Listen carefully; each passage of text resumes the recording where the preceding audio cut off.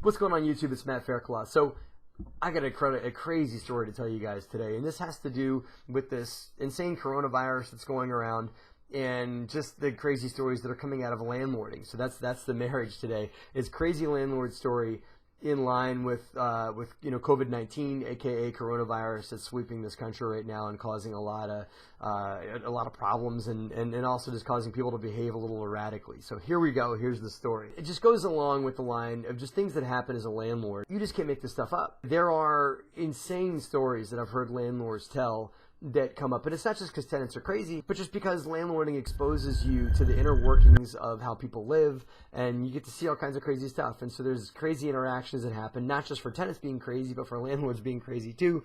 So I've heard the most nuts landlord-tenant stories in my career of landlording for the last 15 years, but this one maybe takes the cake. Before I go, if you guys are watching and want to commiserate and have some awesome crazy landlord story, please, please, please, please, tell your crazy landlord story, your crazy tenant story in the comment section below, and we would love to hear it. Let's all commiserate and tell some great stories together. So tell some stories in the descriptions below, and don't forget to stay till after I tell the story, because what I'm going to do is I'm going to say what I would have done as a landlord if I were the owner of this property that I'm about to tell you the story about. So here we go. New Jersey gets such a bad rap, but this did happen in New Jersey because there's just tenants do some wacky stuff here. So this tenant here in New Jersey, this is a news feed. This tenant had a Corona party in their apartment. A Corona party complete with a DJ.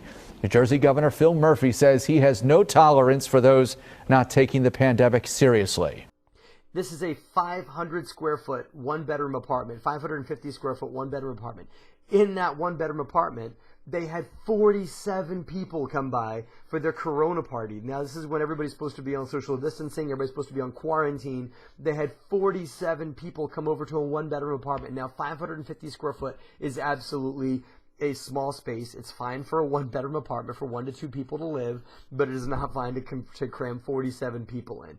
This is nuts. Now, of course, the state of New Jersey came down hard on this tenant, and the governor even came out and made a statement about this Corona party that happened in this property. So I can only imagine what the tenant was thinking. And this is a multifamily. This is a 4-unit property.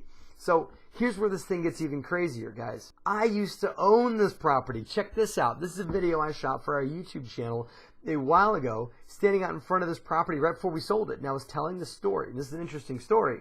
For today anyway, because we're selling them today. Today is the day of closing. I'm actually leaving this site right now to drive to closing after this. The story here goes like this. We used to own, my wife Liz and I used to own a duplex in Philadelphia. We sold that duplex and did something called a 1031 exchange. We'll make sure to put some notes in the descriptions on 1031 exchanges on some other videos I've shot about that. But the 1031 exchange allowed us to sell that property in Philly and roll it up into a larger deal, which was 2 of these 4-family apartment buildings. Over time, we acquired several more of them, and to the point we had acquired 5 of them, and we were able to sell them as if they were a 20-unit apartment complex. The buyer was willing to view them that way, and this buyer took them and bought them and did renovations and cash flowed them what we think to be fine after we sold them. Right? This is win for us, win for them. But the moral of the story was we took a duplex and turned it into a 20-unit apartment complex over time. Great video. Make sure you guys check it out. There's a link in the descriptions on that one. Right? So that's the crazy story, was this apartment building that this guy had this crazy Corona party in his one-bedroom apartment and had 47 people come over with him and a DJ in this apartment. I used to own this apartment building. Now, obviously, I did have to share a laugh. There was a little bit of this. Geez, glad that wasn't me. I hate to say it, but I think anybody would have done that. I'm not wishing ill will upon the person that bought the apartment building from us, but there was a moment where I said, geez, at least it wasn't me this time, because there's been plenty of times where it was me that had to deal with something like that. So the question comes up, what if this had happened to me? At the end of the day, crazy things like this happen to landlords. I just happened to have it not happen to me, happened to this poor landlord who owned this property. God bless him. I hope he ends up well with it. Ends up unwinding whatever ramifications come on that one. But let's talk about what we as landlords can do when there's major crises or tenants make really, really bad decisions in our properties, right? So here's what I would have done if this were my property when this crazy Corona party with 47 people and a DJ showed up in one of my units. If I were self-managing, right, I would have gotten on the phone with the tenant immediately and gotten the tenant's side of the story. What happened? What did you do? What did the authorities say when they showed up? What did the other, get their full story and document every little bit of it. If the tenants will let you record the conversation. In most states, you have to have permission to record conversations. So I would get the permission to do it. Then I'll record the conversation for my records. That's number one. If the property is managed by a property manager, I would ask the property manager to do what I just said.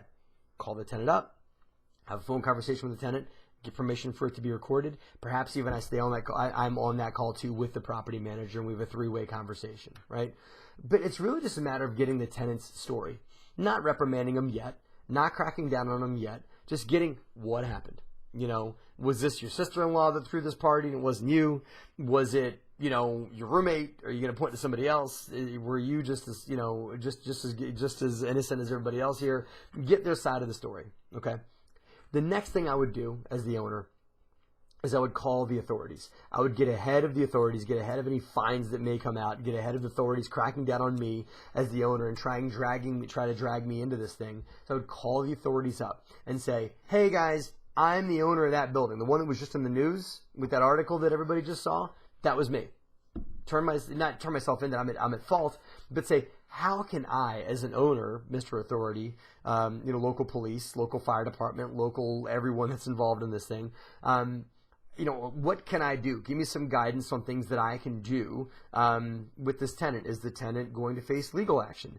Are you planning on facing legal action on the property, and how can I cooperate with you to avoid that, right? So I would not, the worst thing you can do in circumstances like this is bury your head in the sand and wait for the authorities to call you or go dark.